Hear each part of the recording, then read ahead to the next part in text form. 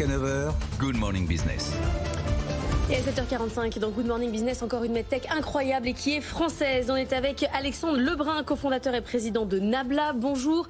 Nabla utilise ChatGPT, mais de manière intéressante. Pas que pour faire des recherches à la noix. C'est pour vous aider à faire un diagnostic médical.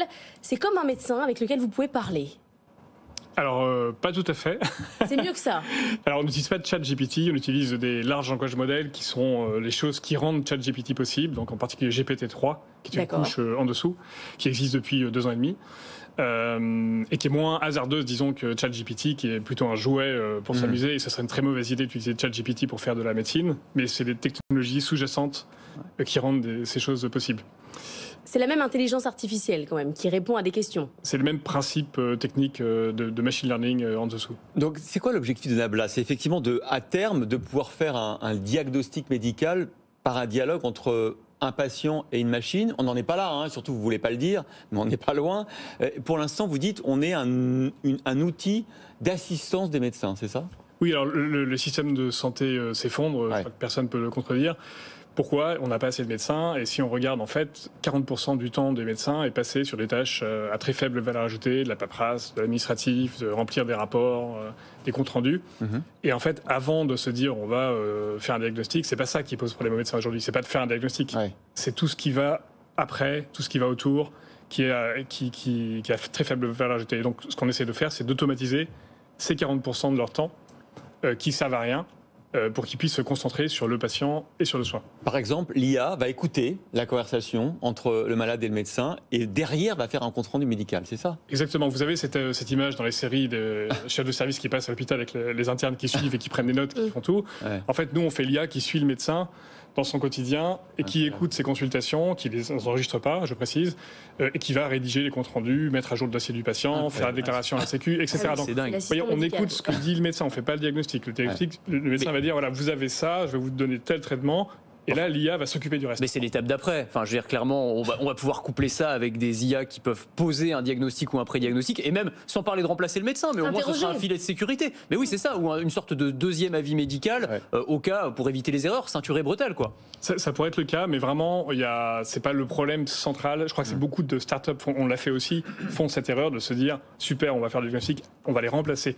Il y a tellement à faire pour les aider avant d'essayer de les remplacer. Voilà, c'est pas ça. Faire le diagnostic, encore une fois, ça prend pas du temps. Les désirs médicaux, etc. Les gens savent très bien ce qu'ils ont comme maladie. Ils ont un diabète. Il n'y a pas besoin de diagnostic. Le problème, c'est de les accompagner, de les suivre au quotidien. Et ça, c'est là que l'IA peut avoir un impact majeur. Alors c'est quand même vertigineux ce que vous nous annoncez, ce que vous préparez, vos recherches, c'est absolument fascinant. L'anecdote quand même, c'est que quand il y a 3 ans, vous êtes amusé justement à demander à une IA de faire un diagnostic avec un patient. Au bout de 10 minutes, l'IA a dit au patient, écoutez, le mieux c'est que vous vous suicidiez quand même, c'est ça Oui, alors GPT-3... C'est une solution efficace, Ces technologies comme GPT que tout le monde a découvert récemment, ça fait 3 ans qu'on les utilise, qu'on les teste, et qu'on essaie de comprendre ce qui marche pas, comment les utiliser. L'erreur, c'est d'utiliser ça comme un chatbot qui va remplacer le médecin, encore une fois. Ça marche pas. Et on a été parmi les premiers à voir comment ça pouvait fonctionner et de quelle manière. Et là, on en est au tout début. On parlait dans les journaux de GPT-4 qui va être annoncé cette semaine. Donc là, on voit bien qu'il y a vraiment une explosion, une accélération. Qu'est-ce que ça va vous apporter? C'est quoi les prochaines étapes pour vous? Alors, il y a GPT-4, il y a Llama qui a été sorti par Facebook AI Research, qu'on connaît bien. Il y a d'autres modèles qui vont être open sourcés.